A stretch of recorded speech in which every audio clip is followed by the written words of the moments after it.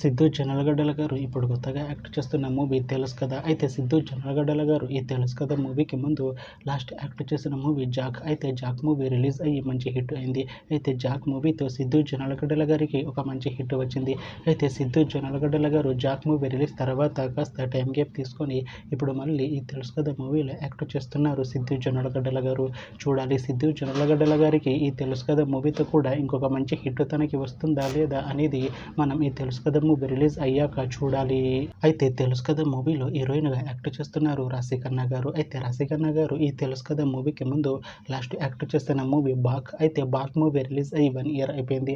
అయితే back movie release అయ్యి మంచి హిట్ అయింది. అయితే బాక్ మూవీతో రాశిఖన్నా గారికి ఒక మంచి హిట్ వచ్చింది. అయితే రాశిఖన్నా గారు బాక్ మూవీ రిలీజ్ తర్వాత 1 ఇయర్ టైం గ్యాప్ తీసుకొని ఇప్పుడు మళ్ళీ ఈ తెలుసు కదా మూవీలో యాక్ట్ చేస్తున్నారు రాశిఖన్నా గారు. చూడాలి రాశిఖన్నా గారికి ఈ తెలుసు కదా మూవీతో కూడా ఇంకొక మంచి హిట్ తనకి వస్తుందా లేదా అనేది మనం ఈ తెలుసు కదా మూవీ రిలీజ్ అయ్యాక చూడాలి.